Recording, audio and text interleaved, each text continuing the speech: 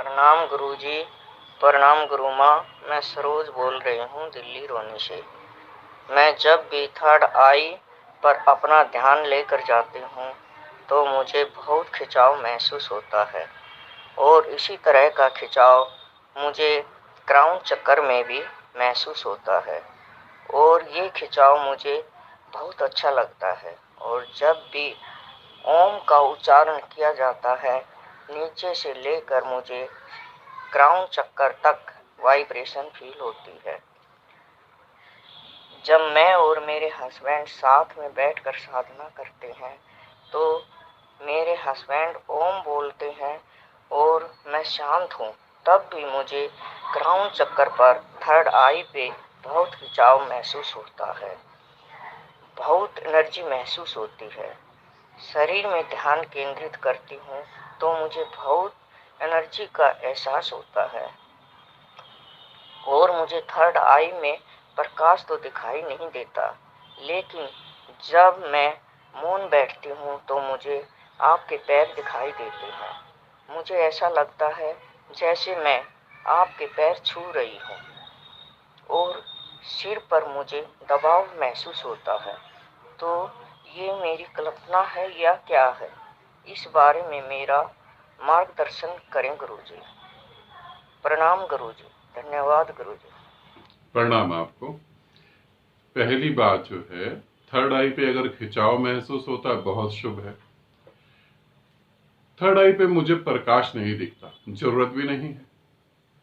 अगर 1 लाख साधक थर्ड आई पे मेडिटेशन करेंगे तो उनको 1 लाख अलग अलग अनुभव होंगे, तो जरूरी नहीं है प्रकाश दिखे। थर्ड आई पे खिंचाव महसूस होता है और क्राउन चक्र पे सर के ऊपर खिंचाव महसूस होता है। तो जिनको थर्ड आई मेडिटेशन करने पे थर्ड आई पे भी महसूस होता है खिंचाव और ऊर्जा महसूस होती है और सर पे भी ऊर्जा महसूस होती है, तो वो ये पहली बात इसे अच्छे से समझ लें कि अब थर्ड आई के अनुभव आपको नहीं होंगे।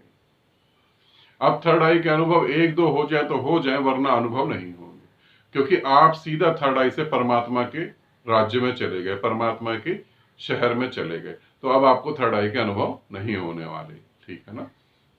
अब अंतिम अनुभव जो है, आप थर्ड आई से परमात्मा को देख सकते हैं, बस ये अंतिम अनुभव है। थर्ड आई से प्रकाश नहीं दिखेगा, पेड़ पौधे नहीं दिखेंगे, कुछ भी नहीं दिखेगा, परमात्मा दिख सकता है, वो अंतिम है। अब आपने बोला थर्ड आई पे मेरे को गुरु के चरण दिखे, जैसे मैं गुरु के चरण छू रही हूँ, ये बिल्कुल शुभ है, अच्छी बात है, क्योंकि वो चरण गुरु के शरीर के नहीं, वो चरण गुरु के निराकार रूप के हैं। आकार का रूप है और वो निराकार का रूप है, तो ये बहुत शुभ है। जैसे मैंने एक साधिका को बताया कि आप इसकी कल्पना करके भी ध्यान में गति कर सकते हैं। फिर आपने बताया कि जब हम पति पत्नी ध्यान करते हैं तो पति जब ओम बोलते हैं तो भी ऊर्जा से गति करती है। पहली बात तो यही पृथ्वी पर चमत्कार है कि पति पत्नी इकट्ठे बैठ के ध्यान कर रहे हैं, और दूसरा उससे बड़ा चमत्कार है कि वो हिंदुस्तान में है। बाहर के देश में होते तो एक अलग बात थी, हिंदुस्तान में पति पत्नी के साथ इतनी एक दूसरे के साथ बनती कि वो एक दूसरे के साथ बैठ के ध्यान साधना कर रहे हैं, तो बहुत बड़ी बात है। और अगर पति ठीक ठीक से ध्यान साधना करे तो पत्नी वैसी उपलब्ध हो जाती है, पति ठीक ठीक ध्यान साधना करे तो पत्नी उपलब्ध होती है, पत्नी करे तो पति उपलब्ध हो जाता है, और दोनों इकट्ठे बैठ के करे तो और गजब की बात है। जैसे हम एक ग्रुप करने जा रहे हैं तंत्र प्रेम साधना, उसमें यही एक कैसे पति का और पत्नी का समय बच जाए और वो जो है कुछ ही दिन के अंदर परमात्मा में लीन हो जाए।